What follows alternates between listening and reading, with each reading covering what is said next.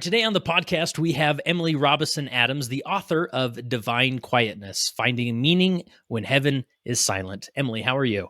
Doing great. Thank you for having me here, Kurt. Oh, I'm so excited to have this interview because it's always fun to read a book, but it's even more fun when you get to talk to the author right after you read the book and Yeah. and ask all the questions that maybe are lingering in my mind or floating around. So this is really cool. Maybe just give us a little bit of background of who you are, where you live, whatever else you think is important for the audience to know. Yeah. I live in Utah. I have a husband and 3 kids, ages 6 to 13. So we're just figuring out what teenagerhood looks like, and that's exciting. I'm an appellate attorney. I practice at a firm called the Appellate Group, and we work on appeals to the Utah Supreme Court and the Utah Court of Appeals. And like you said, just wrote a book. Deseret Book is publishing my book in March of 2023. And it's about, I like to call it my epic faith crisis that I had back in 2020, where I felt that God completely left and went silent. And it was a really hard space in 2020. And in 2021, I sat down and said, well, I need to either figure this out or I need to leave God altogether. And so I decided to sit down for half an hour every morning before I started work, and I would just write. And 6 months later, I had Divine Quietness. I had a manuscript. Wow.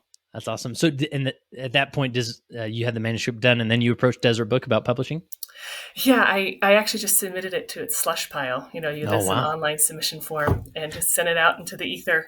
And they gave me a call about 4 months later and said that they would like to get it through the process. And you have to go through a kind of a long process to get it approved. But yeah, that was the process. Well, I'm so glad it got approved. And it's not a really thick book that, a marathon book. I mean, people can sit down and consume it in a day or so. I mean, it's 100 pages. Yeah, 100 pages. Short. So really cool. So let's just jump into your story then, and we'll find maybe some crossroads of where leadership ends up here, and some things that leaders can learn from your experience, and whatnot. But where would you say your, quote unquote, faith crisis started? Or was there a moment? Was it gradual? What comes to mind? I think it was more of a straw that broke the camel's back, to be honest with you.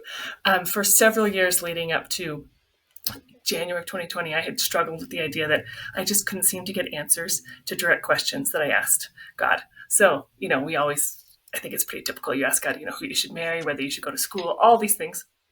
And with the exception of one question, I never got any answers. And for about a decade and a half, I was like, well, maybe I'm just asking these questions wrong. Maybe I'm just not good at this. But when President Nelson back in 2018 said that it was, what did he say? That it would not be possible to spiritually survive without the guiding influence of the Holy Ghost. Yeah. In my mind, I thought, oh my gosh, I need to figure out how to get direct answers from God. Like, I need to figure out how I can get him to respond to direct questions, especially if, we're thinking about a coming day when there's going to be a lot of confusion. I need to be able to pray to God and say, hey, is this right? And God can tell me, up or down, yes or no. Yeah. So was this in the context of like some big life decisions you were wrestling with, or was it more just the day-to-day promptings and things that you were seeking? It was more of that, in my callings, in my work, in my life, there were so many times when I said, I would really like to get God's input on what to do about this particular situation, whether I should, and some of them were big, like, should I have a child now? Should I go to law school? Should I marry Lucas? Should I, all these other things. And some of them were a little bit smaller in my callings, like, who should we call as a Beehive president? And, what should I focus on in this particular lesson I'm giving? So I think it was just a slow buildup over time. And so at the end of 2019, I was like, I really need to figure this out. This feels really important to me. And so I decided that I would ask God a question, that I would kind of create this process. And if I crack the code for this process, if I figured out how to get him to answer one question, then maybe I could figure out how to have him answer other questions. So I decided that I would ask him the question about whether the Book of Mormon was true. And I had certainly asked that question lots and lots of times, had never gotten an answer. And I thought, that's a good question to ask, because our missionaries ask converts that question all the time. And it doesn't seem like it's infringing on anybody's agency. It's not like I'm not asking for the world to change. I'm just asking for a confirmation about whether this book is true. So I read the entire Book of Mormon in 6 weeks' time. And in January of 2020, I knelt down and I prayed, and I got nothing. And I kept on praying, and I got nothing. And it just slowly turned into, suddenly I felt that there was nothing.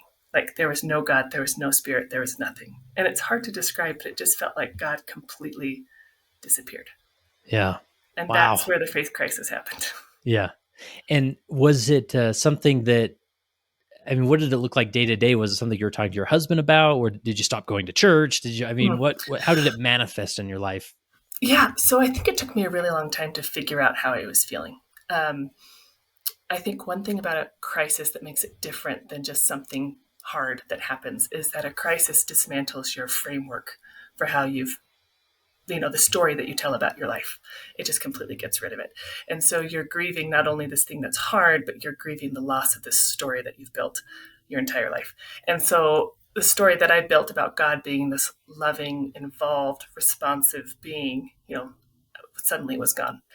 And I think it took me a long time to figure out that that framework was gone. But it resulted in a pretty significant depression and then a really significant anxiety.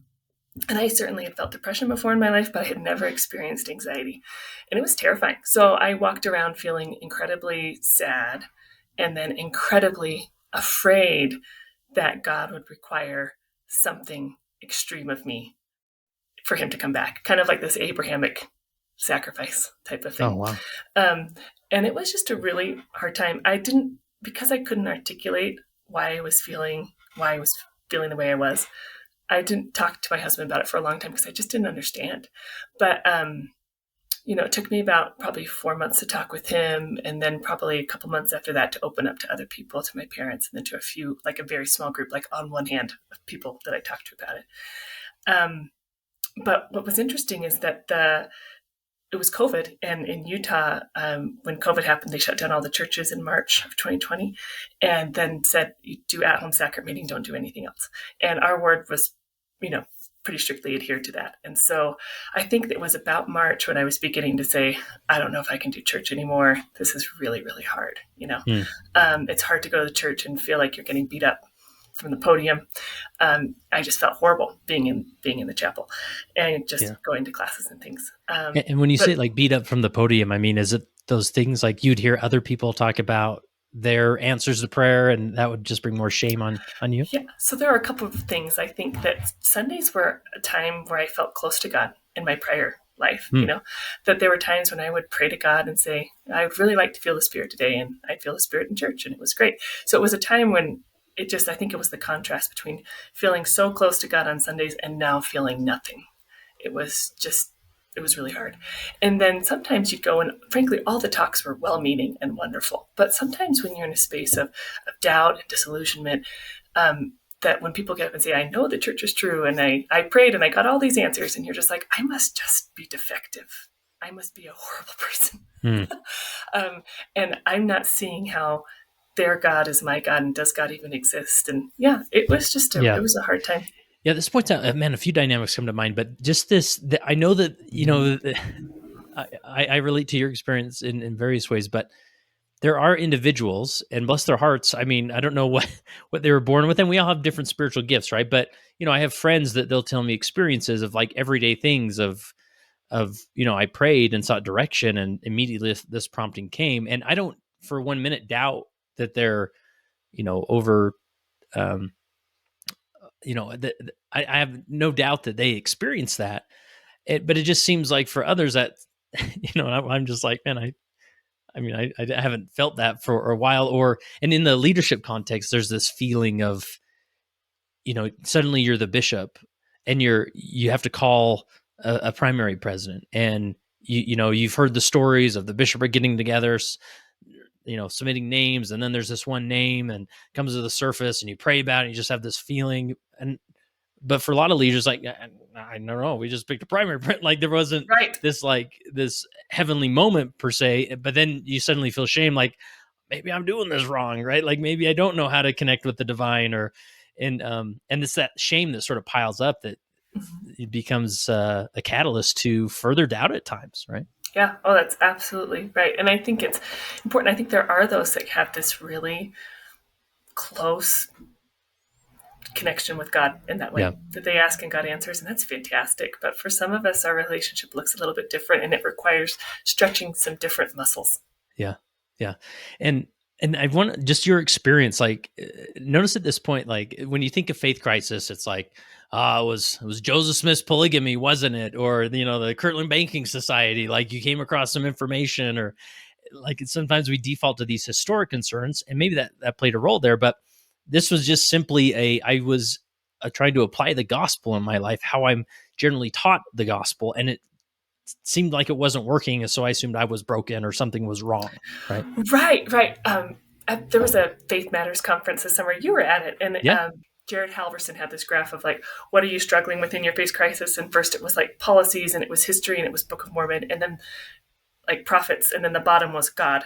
Like how deep? Do you remember this? He said, "How Yeah. deep is your struggle going?" Mm-hmm. And my struggle went straight to God. Yeah. I was pretty aware of a lot of the historical stuff, and I always thought that if this is a church that's led by God, there's a lot of humans involved. They're going to make a lot of mistakes. And that's Mm-hmm. okay. Mm-hmm. But you can only really cover that up if there's a God that's good, that's in charge of it all. And with my experience, I felt that suddenly God either didn't exist or was horrible and arbitrary and wrathful. And if God wasn't good, then nothing mattered. The church didn't matter. Joseph Smith didn't matter. Book of Mormon didn't matter. Nothing mattered if God wasn't good. Yeah. And so many times I hear, like, I mean, obviously the church is, as an institution, they're putting out remarkable resources when it comes to, doctrinal concerns, theology concerns, historic concerns. And sometimes from a leader standpoint, I think it's easy for leaders to say, okay, I just really need to go read some books and really make sure I can point people in the right way to answer these questions. But a lot of the time, it's not like you're lacking the answer to a specific question. It's more of like, I'm trying this. I understand this gospel as a certain model, and that model's not working for me. Right. And I don't know. And so it's more of like, if the leader just learns to know how to sit with that person and encourage them without feeling like, okay, well, we'll figure this out. Like, I guess it's easy to see this as something to fix rather than, wow, you're having a hard time now. And like, tell me more about your experience. Right.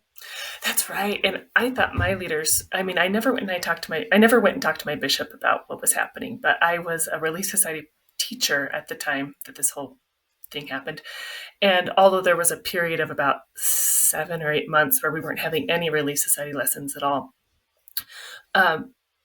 my Relief Society presidents, there were 2 of them, were aware of what was happening and were willing to just let me stay in my calling, which I really appreciated. I know that might not be the right solution for everybody, but it was really good for me to, after I got over the first, I think probably about 10 months of just really awful, icky, feeling terrible. I began to get some help with my depression and anxiety, and I was able to begin to kind of re-engage with my spiritual questions, because when your brain is so sad and so fearful that you just can't really engage with these deeper questions. And once I was willing to engage with those again, having to teach a Relief Society lesson every week or once a month was actually really good for me, because it made me go back to these general conference talks and find things that I could talk about and get myself in a space where I could talk about these principles in a genuine way. And I was definitely not of the mindset that I should be like happy and like be like, this is amazing. I'm all about teaching teaching Relief Society lessons from a place of authenticity and genuineness. And my Relief Society presidents were okay with that. And it was remarkable, and it was really, really good for me. We sometimes, turn these experiences, when people quote unquote leave the church or start to doubt, we make a caricature out of them. We make broad assumptions and whatnot. And it seems like a lot of people go to bitterness and cynicism, right? They're just sitting in church with their arms full of thinking, this is ridiculous. This is a circus. I can't believe these people are saying this. They believe this way. If they knew what I knew, like, did you feel any of that, like bitterness or cynicism come up? Yeah, I absolutely did. And it's hard. It's hard for a long time when we've talked about doubts is often something that's fearful and something that you shouldn't be doing. And so I had these doubts and I didn't know what to do with them, and they just fester. Fester. But I read this book by Brian McLaren called Faith After Doubt. And you also have James Fowler's Stages of Faith that you did a podcast on, I think 3 or 4 years ago. That was really fantastic. And those frameworks help you look at doubt as actually helpful to faith. That doubt can help you kind of clear out some of your unhelpful thinking about God. It can help expose some of your assumptions that you're making about your faith and about God, and it can really help you think more deeply about your faith. And so I certainly was in bitterness, and McLaren calls that the perplexity stage, that you're into this place where nothing makes sense and it's all horrible. But McLaren talks about that if you can turn your doubts away from God and towards your understanding of God, then you can slowly work through them and you can get to a place where you can be in harmony. And that was really, really helpful to me because, then my doubts didn't end up being like the end point. They were just something on the path towards a faith that was richer and fuller and more mature. Yeah. And this concept of frameworks, and you title a chapter Rethinking, which I think is so powerful and crucial to, ministering to anybody going through sort of this, quote unquote, faith crisis. Because it's when the heavens go quiet, it's easy to assume, okay, God's not there, or he doesn't care about me, or this whole religious model doesn't work because I've been learning about this whole, pray and, personal revelation since I was in nursery, and it's obviously not working, or it's broken. I'm broken, right? You make these assumptions, and then and those assumptions create a framework that you approach life. And we do this in every dynamic, whether it's our marriage or our job or our religious experience. It's just the way our mind works, right? As our brain is trying to understand things. So unpack this concept of rethinking and how it can be a tool for leaders to help an individual going through a time where they feel like God is silent. Mm-hmm. So we, like you said, we just have these stories and these frameworks that we build out about our lives and about our religious experience. And oftentimes they're invisible to us. Like, I think that they were pretty invisible to me until they run into something that they can't explain. And then the frameworks collapse. And at that point, you have to figure out what to do.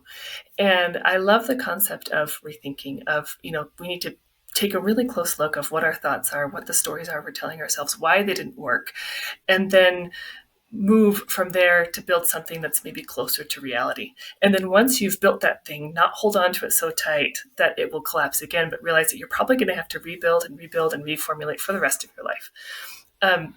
For me, rethinking was really crucial to getting through it. I had to really take a close look at kind of what were the things that were causing me so much pain? What were the thoughts I had where the quietness from God made this whole experience so incredibly painful? But it took me a while to get there. And I think that in the book, I talk about having periods of hardening and softening, that there were periods where I wasn't willing to even accept that God had gone quiet. And there were times where I wasn't willing to accept that God could be loving and quiet. I just wasn't willing to think about anything else. And a lot of that stemmed from the fact that I was feeling some pretty significant depression and anxiety. Yeah. My brain was pretty muddled. And I talk about in the book how I got some professional help. I went and saw a therapist. I went and I got some medication. And those two things got my brain in a space where it was a little bit more flexible. And once it was more flexible, I could begin to pick my thoughts up and recognize what they were and question them and hold them more gently. And if they weren't something that was helpful, I could let them go. But it was, when I began to think about rethinking, it was just like, this is actually a really crucial part of our entire lives. This is a really, we see this in the scientific method. We see this in the scriptures. We see this everywhere. But for some reason, it felt like a new concept to me when God went quiet. It took me a while to get to a point where I was willing to look at my ideas again and look at them afresh and figure out whether I should keep them, revise them, or completely let them go. Yeah. So give us an example of maybe some things you did, or, you talk about, addressing the depression, anxiety, and sort of you're to a place where maybe you can approach some of these frameworks and rethink them. Like, what did it look like? Was it reading more books? Was it just stepping back and thinking harder? Like, what did it actually look like in real life? Such a good question. So there are a couple points to it. First, I had, there were two people that I met in my life, like right when I was maybe 8 or 9 months into it, where I'd sent up some smoke signals and they figured out what was going on. And they came and talked to me and they said, I am feeling the same thing.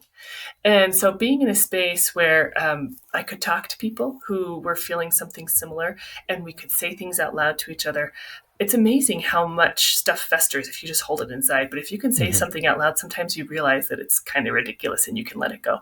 So I think having some people that were in the same boat and we were all trying to figure this out together really, really helped, because someone who's in the same boat can push you differently than somebody who's not. So, my husband, for example, got really good at, if I was feeling really frustrated, he would say, is this a conversation where you want me to push, or is this just a listening conversation? And I said, this is just a listening conversation. Or I'm ready for you to push back a little bit. But sometimes it's easier to get pushback from somebody if you feel that they've gone through the same experience you have, because they have felt it.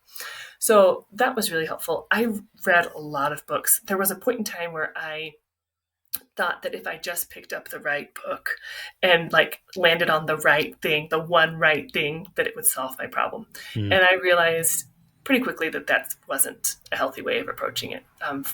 Most of the time with these types of crises, it takes a lot of things over a long period of time to get to a point where you're feeling a little bit better. But what I did is I read outside of our faith tradition quite a bit, because I couldn't find really much about quietness inside our faith tradition that was really helpful. Because you hadn't written your book yet, There you go. So, I read a lot from the Catholics, and they have this concept of the dark night of the soul that was really helpful. The Anglicans are fantastic. The Episcopalians are fantastic. I read a lot of Buddhist literature. And so it was really nice for me. Sometimes in Mormonism, we quote the same prophets over and over again and the same scripture. And, we just kind of have our own little echo chamber. It was nice to step outside of it and say, what are other people saying about this issue? Yeah. And it was lovely. There's so much good stuff out there, because people have thought about this issue from a lot of different angles for a long time. St. John of the Cross, who came up with the dark night of the soul, it was in the 1500s. So the Catholics have thought about this for hundreds of years. And it was, I think, sometimes stepping out of your normal, these are the kinds of books I read, and just kind of widening your circle of it can help with that rethinking process. Yeah, I love that advice, because again, it wasn't that you went to some Catholic writer and he proposed that, if you think of it, if you lean into the Trinity more, this really will help your doubt. It wasn't even they weren't addressing theology, or you're just believing wrong. It was more of that they're giving you a different framework of approaching God and hearing God and being at peace with the quietness that you're going through. Right. And I truly believe there's light and goodness everywhere. I think God sprinkles wisdom everywhere. And so I think there's so much wisdom in all of these faith traditions, the Buddhists and the Catholics and the Anglicans and the Episcopalians. There's just so much goodness there. And there's so much we can draw from and learn from. And frankly, I like to say that it wasn't the Mormons that kept me with God. It was the Catholics, the Episcopalians, the Anglicans, and the Buddhists, because they helped me feel seen. And they helped me understand what I was going through. And once I could get a hold on that, then I could come back to Mormonism and say, okay, this is good. I can stay with God now, and I can stay in this church now. Yeah. And again, this is sort of, your story, what helped you, and being an attorney, you like to read. I know that most attorneys love to read. No, but I guess, I guess I don't want to create the perception that, you just need to get a good library of books and throw books at them and they'll figure it out. But for you, that was that just worked for you, right? And understanding perspectives and things. But again, it's mainly just how can I help an individual just rethink how they're categorizing things or framing things. Right. And I think you can get to a point. There were points where I felt there was reading overwhelm. And so I just had to take a step back and just rest. And just say, you know what, I'm just going to pause for a while. And I'm not going to inhale anything else. I'm just going to pause and breathe and be present. And so I think that you're right. I think that there's a lot of different ways that people can work their way through their crisis, whatever it looks like. For me, it did help to have a lot of different perspectives available, and the reading really helped. But for others, it can look really different. It could look like going to a yoga class, honestly.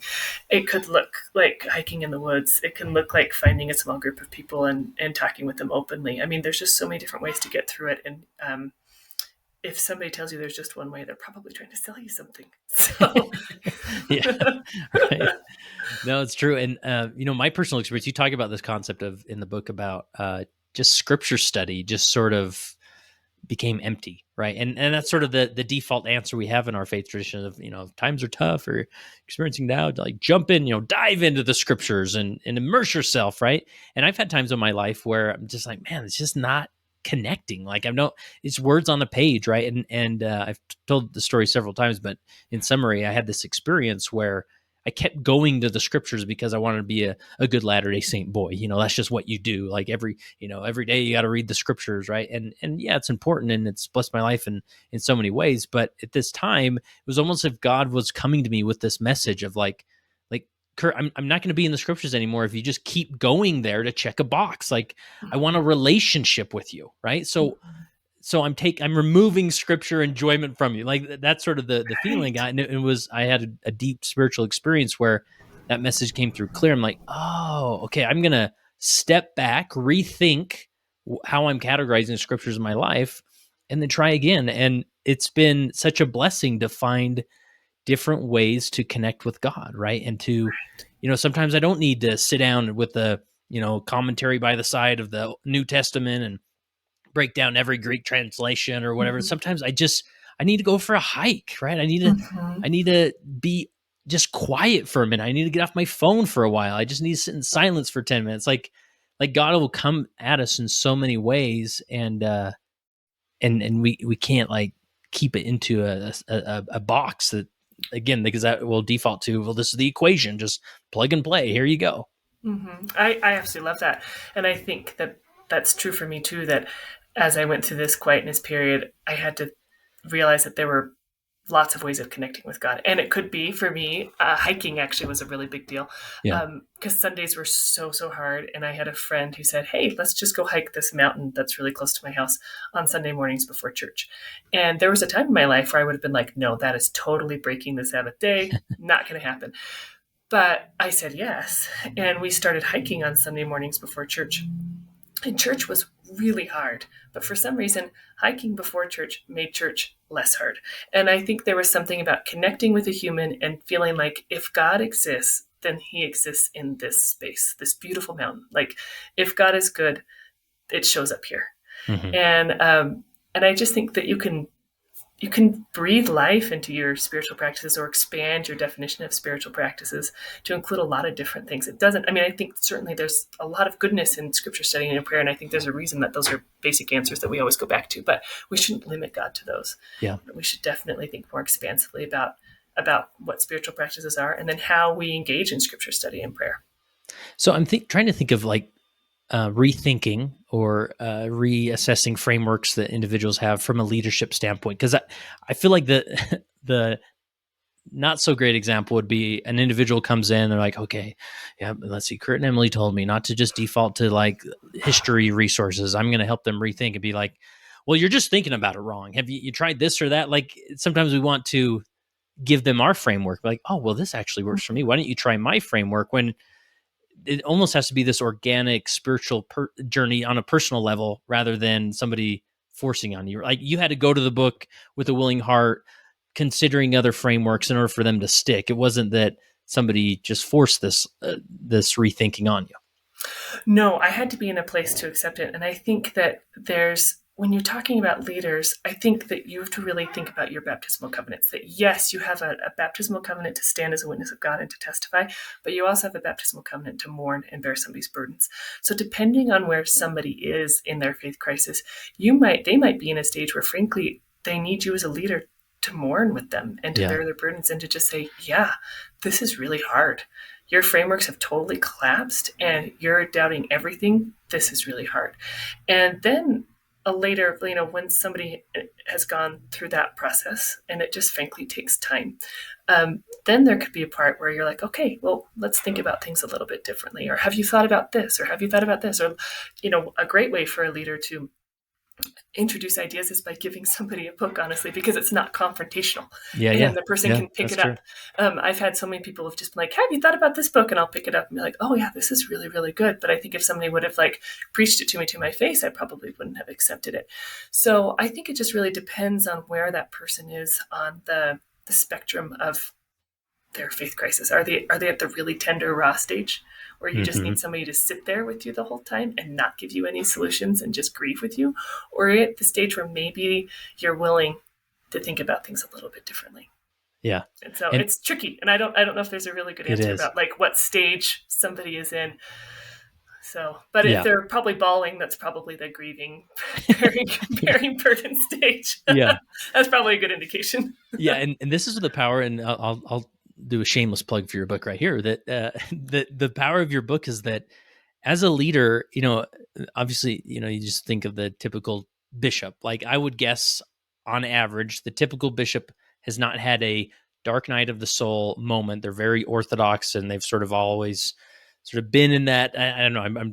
I'm articulating this horribly, but I think people know what I mean. And so sometimes we're like, we want to offer our own experience. Like, oh yeah, I've had a hard time before. Like, I've said a prayer that God didn't answer once, and it maybe won't help. But to offer, like, hey, look, here's a book that this wonderful lady Emily wrote, and why don't you just read her experience and let's talk about it, what resonates from her experience with your experience, and go from there, right? And just keeping the dialogue going rather than fixing it or saying, I'll read Emily's book because then we'll be good in a week. It'll all be fixed.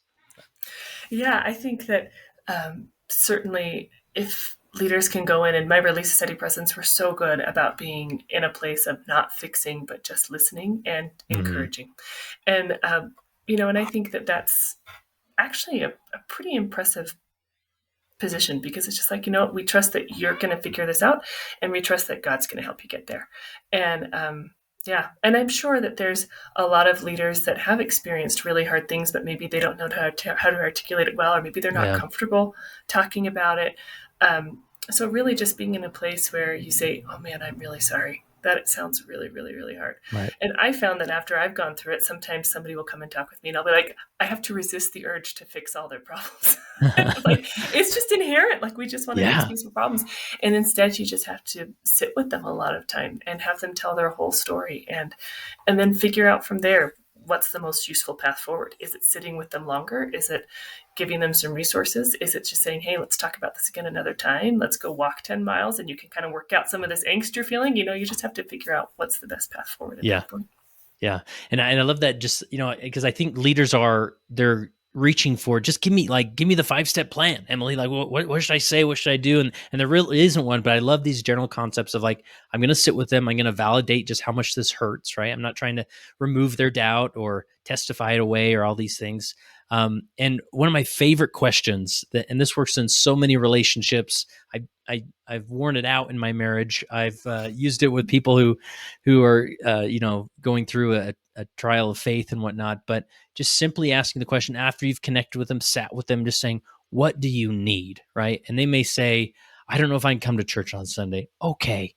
You don't need to come to church on Sunday. Can I come visit you after? Can I sit with you later? Or, like, you're just trying to understand what is it they need, because if we don't ask that question, we'll make the assumption of, well, let me tell you, you're praying wrong. Let me tell you how I pray, and then you can pray that way, right? So, really powerful. It's so true. And Spencer Fluhman gave this really wonderful talk at BYU Education Week a couple years ago, and you can find it on YouTube. But he talks about, I think it's called like answering gospel questions, but his whole talk is like, you answer gospel questions by not answering gospel questions. You answer gospel questions by connecting with the person who is asking you the question and figuring out what their needs are. And, so often we're focused on, I've got to give the right answer. But when we focus on us, we have forgotten the focus on the person who's asking the question. And so our job is to just take ourselves out of the equation and instead focus on the questioner, in fact, focus on what their needs are. And don't put the pressure on yourself that you've got to like save their testimony, or that, because God can do remarkable things. So let God do God's work, whatever that means, and focus instead on the person who's asking the questions. Yeah. What would you brought up your, the mental health struggles that you had with depression, anxiety. Like, is there any advice you'd give to a leader to, like, how do you spot the mental health concern as opposed to just sincere questions and struggle?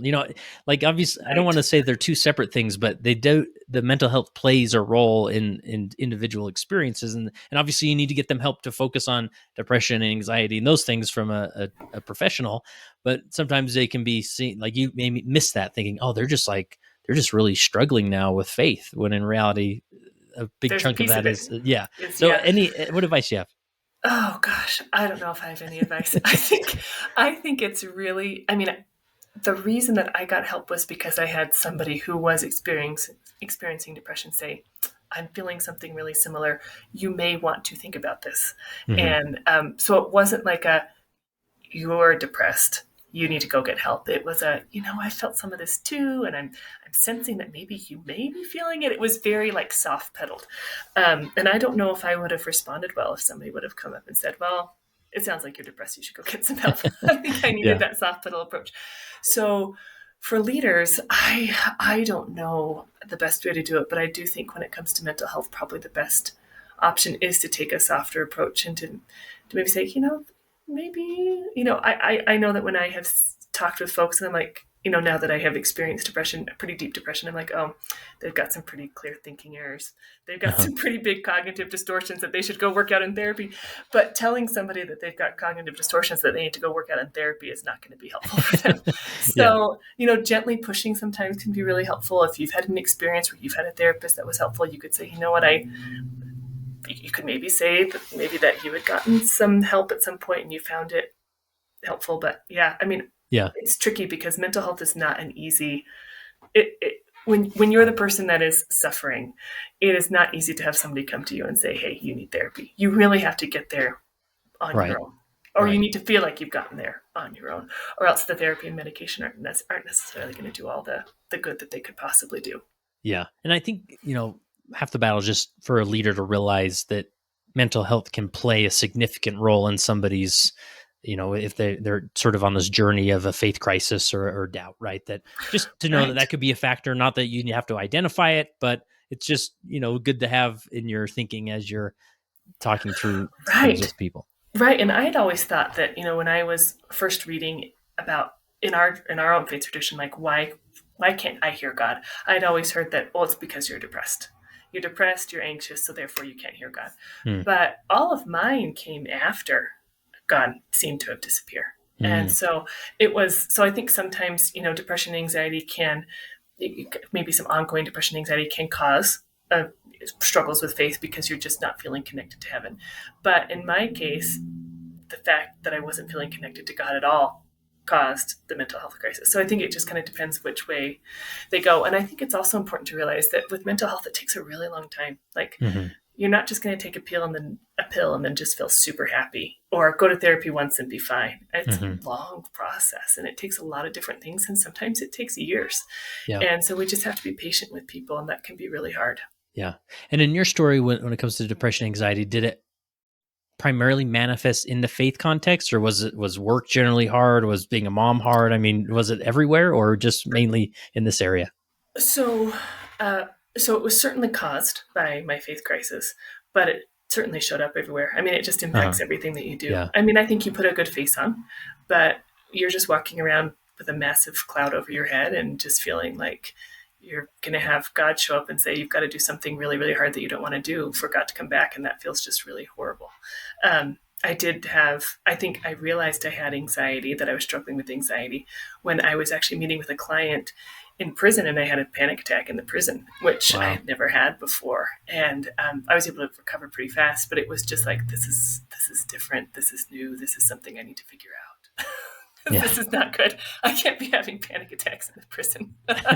Yeah, for sure. And I think, that's just our bodies will take us to that point of like, no, really, you really need to look at what's going on, with Right. in your mind and whatnot. Cause I'll do this again if you don't, if you want another Right. panic attack. Right. That's So exactly yeah. right. You said something earlier. You said you were setting smoke signals to individuals that you are struggling, and that's really fascinating to me because sometimes at church I like look around and I mean there's some remarkable people in my ward, right, friends, but at the same time I'm like, okay, I know a good chunk of you are struggling with pornography. Mhm. there's got to be a handful here who experience same-sex attraction. You're not talking to anybody out that mental health. Who are you? Like, Mhm. I want people to feel like, whether it's me or through the leadership of my ward or whatnot, like there's a safe place to go and start to bring these things to the surface so they can be addressed, because they're just going to keep festering. So, like, tell me more about this sending smoke signals to people. Like, what did that look like, and how did you do it? And then how can we as leaders or friends better pick up on these signals that others are sending us? Right. So the darkest, hardest part was in 2020, which was pretty isolating. I mean, we were pretty isolated for a Yeah, couple months there. yeah. But in August or September of that year, my Relief Society president asked me to send out to write something that they could put in their Relief Society newsletter, and I wrote something and I sent it to her, and I said, if this doesn't work, I can write something else. But basically, it said in there that I felt that my faith had crumbled and that I was holding on by holding on to spiritual memories. And it was more artistic than that and a little bit maybe more veiled than that. But that was essentially what it said. And she said, nope, this is fine. This is great. We'll send it out. And for those that read it and could hear what I was saying, those are the ones that called. Mm. They got what I was saying. They got the underlying context of it, and they called and they talked. And so yeah, sometimes we just have to get Mm-hmm. my leader was amazing because she allowed me to say something that was hard, and that I think other leaders might not have been so open to, but she allowed me to tell the sisters in this little spiel that I felt that my faith had crumbled and that I was barely holding on, and then that just opened the door for others who could read it and see it for what it was to come and talk to me. So I'm not exactly sure how leaders can create spaces for it. I think a lot of it is just allowing people to be themselves, maybe, and Yeah. modeling some vulnerability, being okay maybe if there's some things in church that are hard. But I know that when I have sat in lessons where people have been allowed to talk truthfully about their experiences with hard experience with their kids or their job or their husband or faith, I've actually walked away feeling like I feel more connected to this person. I feel that they've gone through some hard things and they figured some things out, and I just feel inspired by their example. Yeah. Wow. Like, and when I hear that, like, and again, it's hard to pinpoint, but obviously the leader um, created some level of safety with you, that you felt like Yeah, that maybe this won't be published in the broader to the broader ward, but she'll hear it, right? And yeah, then when she said, "Oh yeah, this will be great, we'll do it," then it's like even more safety. Like, oh wow, like yeah.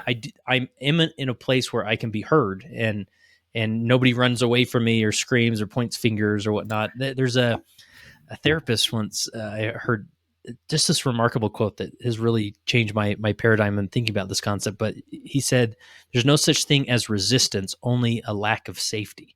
Like, if Mm, you ever, so it's not that people, if in your ward, if you feel like are resisting bringing up, their struggles with faith or their struggles with pornography, or their struggles with whatever, it's not that they're being hard to work with and resistant. It's maybe they don't feel safe enough to bring them up, and so that really causes a leader to reflect and think, wow, like, what can I do to create more safety so that these things can be brought up more, and then this will identify the smoke signal and we'll be able to address it. right, right. And it's tricky because I think that I had a good relationship with my Relief Society president. I thought she was a wonderful person. I knew that she had some things in her life that were hard too. But then it took a lot of like, holy cow, this is hard. Push send, just push send, just push send. Like, it took Yeah. me a while to actually work up the courage to actually send it. And her response that this is totally perfect just was wonderful. And I'm like, you know what, this is great. I can be myself, and this is great. Yeah. Yeah. Um, Tell me, so at this point, I mean, you literally wrote the book on this concept now. I mean, it's easy to think, oh man, Emily's just probably awesome. I mean, she's probably walking with God every day, just having open conversations with the divine. Basically, Like, I'm Enoch. Yes. that's right. That's right. So, I mean, how do you describe where you're at now? Do you feel like that phase is over? There may be one in the future, or I mean, how do you articulate this journey at this point? So I still have no idea how to get answers from God on direct questions. Mhm. I just have no idea. And what I've done is I've released my need for control. I realized that I was just trying to control God. I've released that, and I've just come to a point where I'm like, I will accept God in whatever way he chooses to show up in my life. And I did have, so basically, I felt like my testimony before was this super intricate, massive castle. And now it's been cut down to this really, really tiny little foundation. And it's basically that God is good. I felt really strongly in this process writing that God is good. And that's basically it. But for some reason, and I can't explain why, that's enough. Mm-hmm. I can stay with God even though I can't figure out direct questions, even though I still have a lot of concerns about God's nature and things like that, and how God interacts with people. But God is good, and I can stay with God because of that. So yeah, it's been a really interesting experience, and I just feel that things are much simpler now in a lot of ways, and there's a lot more flexibility in my thinking. Whenever I have something that comes up, that's challenging and hard, I can look at it with curiosity now instead of being completely turned upside down by it. And it's just been a process of having. It's just kind of hard to explain, but just I guess just letting God show up however God needs to, and trusting that that's okay, and trusting in God in that way. Yeah. Yeah. I mean, it was interesting. It took me 6 months to write this, the first draft of the book. And I set it down in June of 2021. And I think the temples opened up in June or July of that year. So I went to an endowment session. It was the first time we'd been to the temple in like almost 18 months at that point. And I sat in the endowment room and I walked in the temple saying, you know what, I am willing to accept God in whatever way, however he chooses to show up today. So if I feel nothing, I'm going to be okay with it. If I feel something, that would be fantastic. But I'm willing to accept whatever he's deciding to give me today. And so I sat down in the endowment session, and I actually had like a full-on panic attack. Like it just all started. I don't know if you've ever had one, but it's like your skin is crawling and your heart races, and you're just, every cell in your body has to get out of the room. Like the only way you can survive is if you leave this room. And so I was sitting there in the endowment session and I was like, I can't do this. I can't sit through an endowment session feeling like this. I just can't. And within just a few minutes, I suddenly had this incredible feeling of peace. Like it just kind of came out of nowhere. And it was just this deep, deep peace that I hadn't felt in a long time. And it was this just incredible realization that God was good and was aware. Like he was aware that here is this person who was freaking out in the back of an endowment room. And what did I need that day? I didn't need a revelation. I just needed to feel not completely panicked. And it was incredible. So I hold on to that and say, God is aware. God is good. And I do not talk with angels. I don't have this amazing, like, God, tell me this, and he tells me that. But I'm just willing to maybe see him in more places through daily life, and just be more open to the ways that he can present himself. And that's been, it's a different way of engaging with God than I have in the past, but it's more sustainable for me. Yeah, that's powerful. And I'm just like reflecting, like one big message I took away from reading your book, as I reflect on the principles of my own life, is just the sanctifying nature of quietness, right? And we have all these traditions and beliefs and behaviors that we do in our faith tradition, and that there's most of them are very sanctifying, right? Going to the temple and giving of yourself and serving, all these this busy type of discipleship. But I've noticed this in my personal experience, like even as a leader, like I remember being that leader feeling so much shame when like I'm supposed to like receive this revelation for this ward of who's going to serve here or what we're supposed to do, and like nothing was coming. But in hindsight, it's like such a blessing to me to see that God was just like, Kurt, like I've created you to make these decisions and to move forward, and you're going to learn more by messing up and making this call and that call. Like just go for it, like I'm not going to sit by your ear and whisper every step, because where's the development in that, right? And so Right. I just love the concept of the sanctifying nature of quietness, and you've articulated that so well. So just send us off, like how are you grateful for the quietness? That's such a good question. I always hated people that got up and, well, hate's a strong word, but I didn't love it when people would get up in sacrament meeting and say, I'm thankful for my trials, but I really am grateful for it. I really do feel that through the quietness, I was able to get rid of a lot of my small ideas about God. And I was actually able to realize how my ideas about my faith had actually cabined my faith, so it was prevented from growing in really necessary ways. And I wouldn't wish depression and anxiety on anyone, but it was actually, I learned a lot of really good things about myself and about my brain and about my body and how I reacted and about relationships. I learned so much going through that process. So it's been, I feel like I'm a better person today than I was 3 or 4 years ago, when I was in a space of just feeling super confident about my faith, super confident about God, and that I knew everything that was going on. And now I'm in a space where I'm okay with being uncertain about it. I'm okay with ambiguity. I'm okay with not knowing, and it just feels better. It feels a lot better. It's just it's a much better, healthier place to be.